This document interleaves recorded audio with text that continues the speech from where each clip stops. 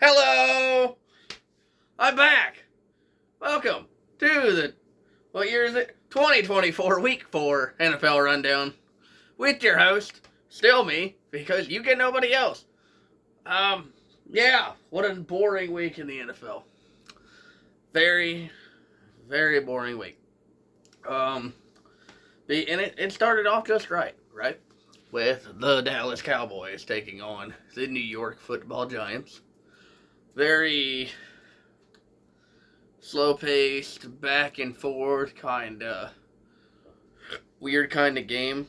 The Cowboys were scoring touchdowns, Giants were scoring field goals. Malik Neighbors got himself a really nice catch. Dak Prescott threw the ball pretty well to the receivers. Came down to the Cowboys were able to score at a better rate, at a better time period. Malik Neighbors went down with a concussion. Hopefully he's all right. Giants offense looked a little better than they usually do. So, I mean, you'll take that with why you can.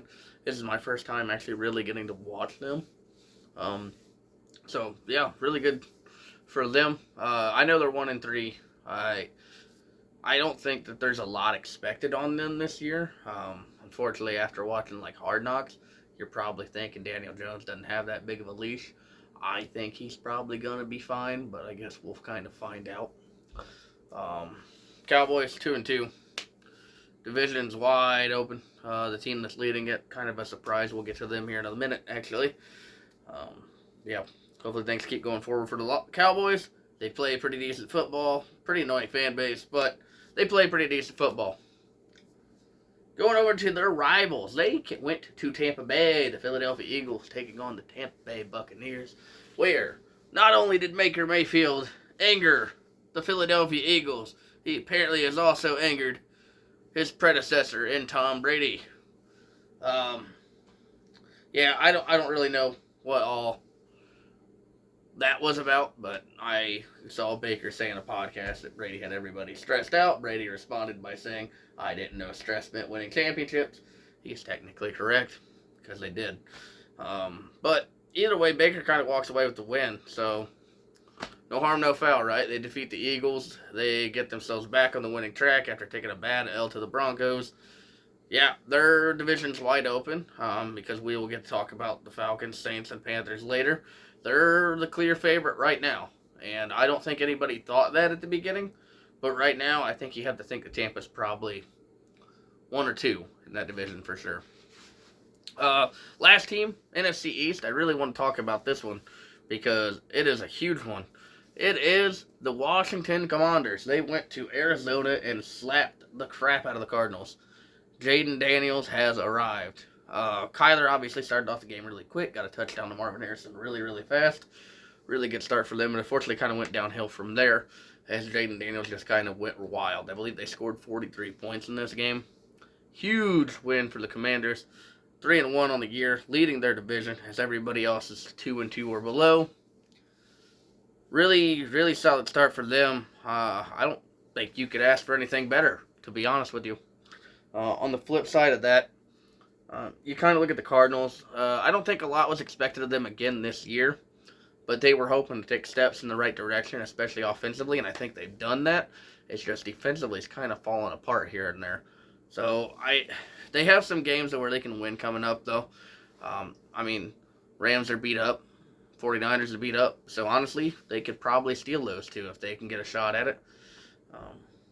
I don't think you walk away from this game as a Cardinals fan upset. You're not happy, but I don't think you're upset. Now we get to go over to the AFC East. We will not talk about Buffalo or Miami as they were both primetime games, but we will talk about the New England Patriots getting beat down by the beat-up 49ers. And I say a lot.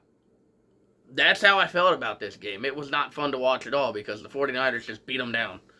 Beat them down bad. I don't think anybody should really expect anything different. That's kind of what they do. They run the ball a lot better, and they just kind of manhandled Patriots from beginning to end. 49ers walk away with their second win of the year, keeping themselves on pace with the rest of the teams in the NFC West and keeping themselves in a high in high hopes as they hope to get some of those really star players back to kind of level the score just a little bit.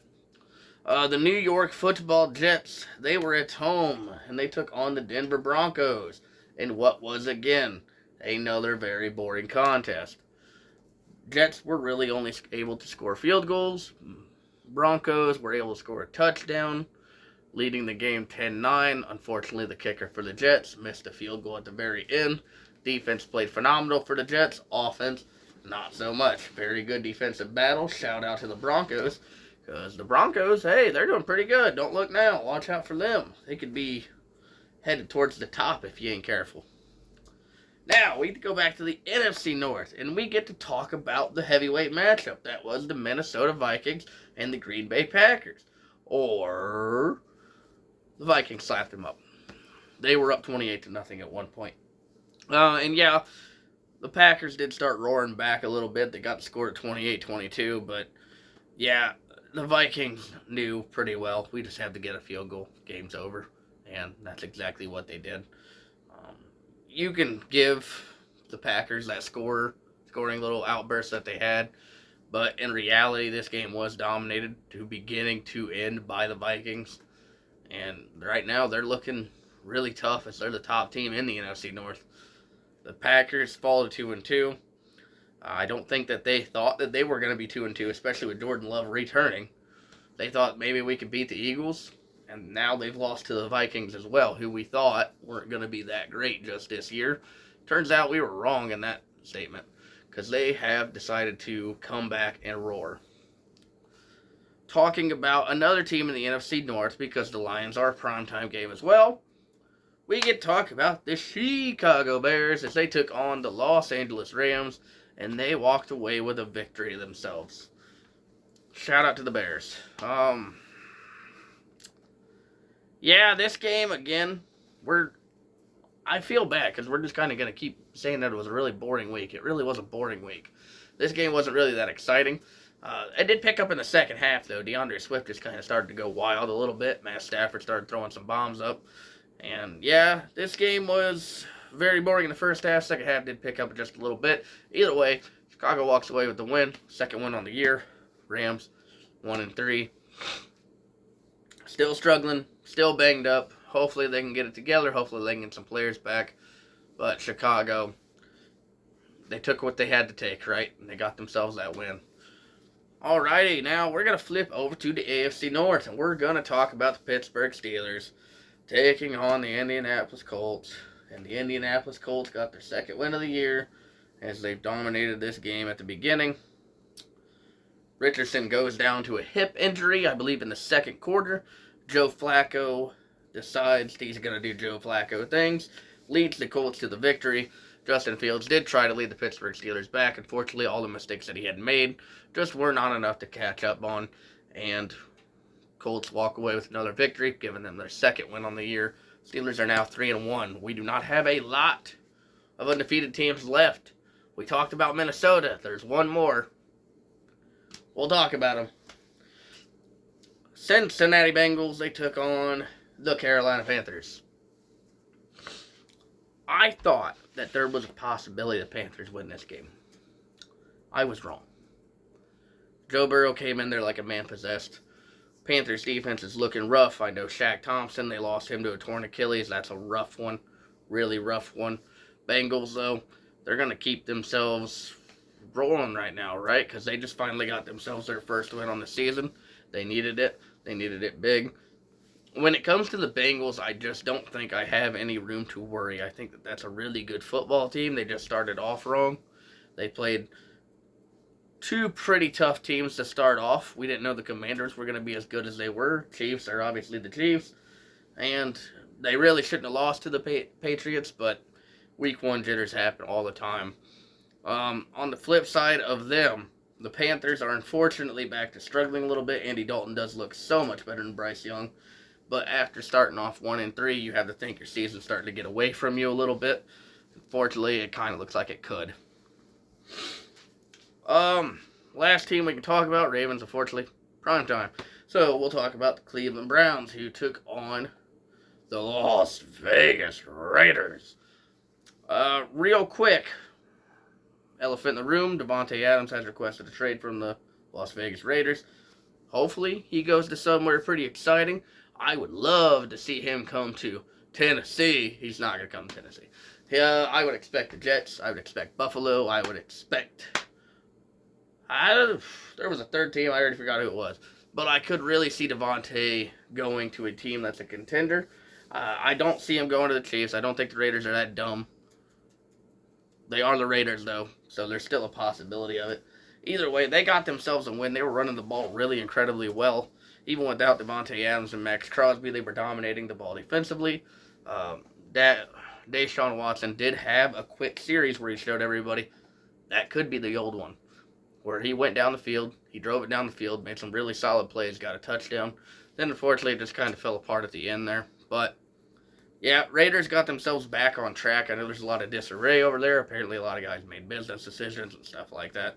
Either way, they're 2-2, so they're sitting okay. They just kind of got to get things figured out. Now, we can talk about the NFC South. We did talk about Tampa Bay. We did talk about the Carolina Panthers. So now we get to talk about the Falcons versus the Saints. This game came down to a last-second field goal. Falcons get the W. Second win on the year. Bounced New Orleans down to 2-2, who started off the season so incredibly well. We thought, oh, this team's a contender, right? Fortunately, no. The Falcons kind of just put that into the wayside along with the Eagles of last week. Kirk Cousins looks good. Young-Hoo Koo, the man of the hour, getting that last-second kick, getting the Falcons back to 2-2. This team, we expected them to be good, right? So I don't think there's anything exciting here. The Saints, we didn't expect them to do much, and unfortunately, after those 2 week 1 and 2 outbursts, they've slowed down quite a bit. Hopefully, they get things figured out. I know they had their center out, Cesar Ruiz. Hopefully, if he comes back, that'll help out with that line. Get Derek Carr time in the pocket, because we got to root for Derek Carr, right? I mean, that was kind of a cool story seeing Baker, Sam, and Derek Carr kind of light it up, because those were quarterbacks you just don't hear of in the stat sheet a lot. AFC South, we already talked. Titans are also a primetime game, so we won't talk about them just yet. We will talk about the Houston Texans hosting the Jacksonville Jaguars.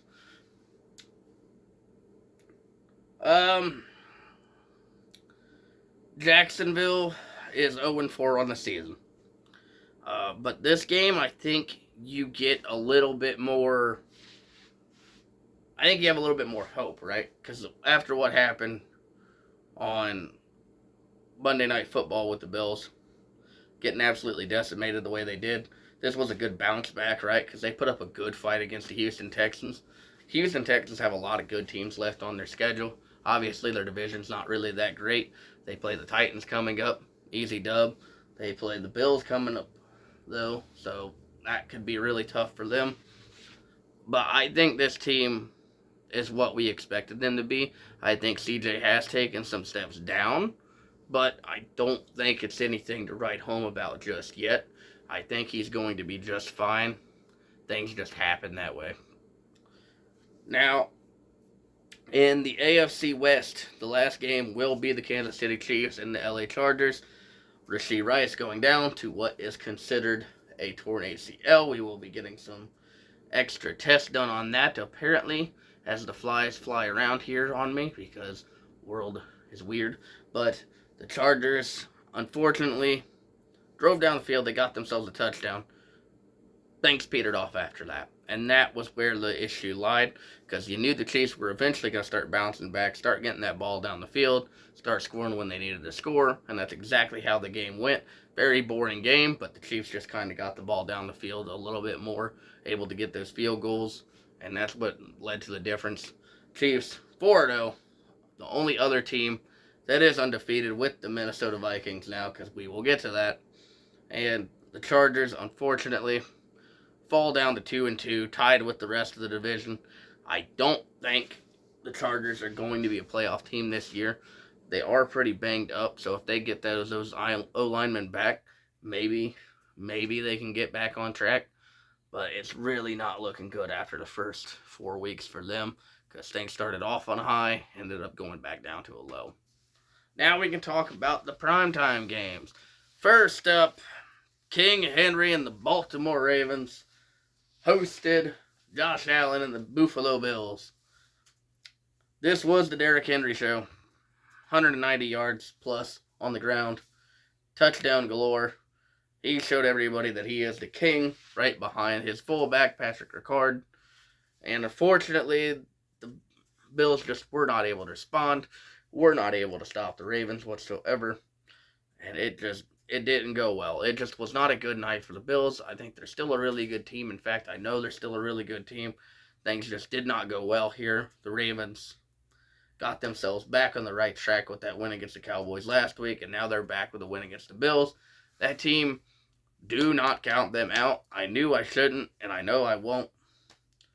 This was a really, really good win for them. Really big win for them. And it's hard to think that they won't just capitalize off this and just keep things going. They've realized that we can run the ball really, really well. Passing the ball is just a little, maybe we can get it together eventually. Lamar now realizes that he doesn't have to do everything himself.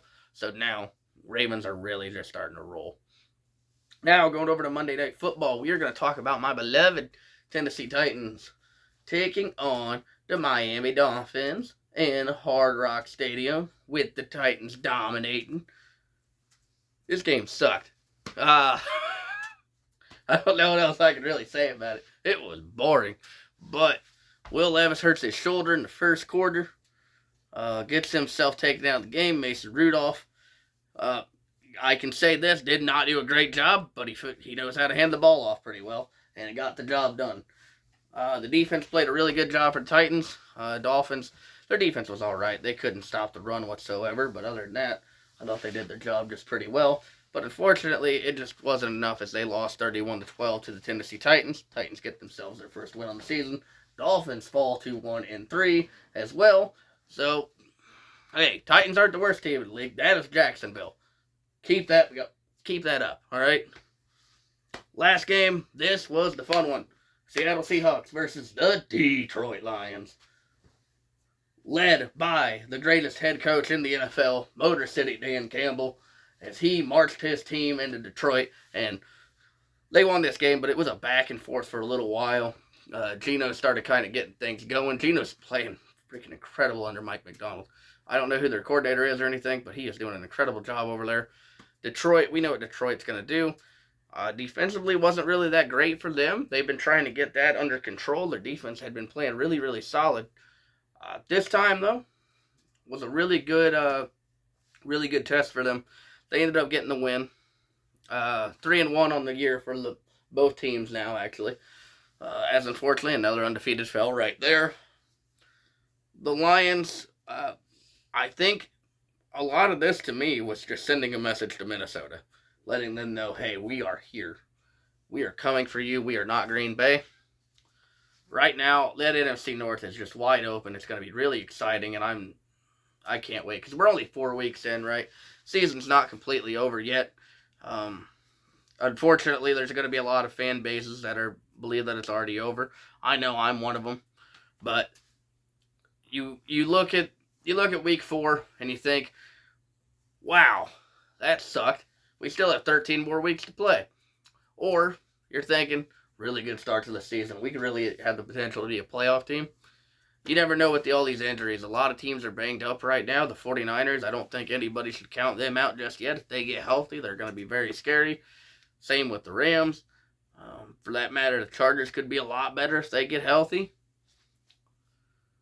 But, yeah, really good week 4. It was very boring, though.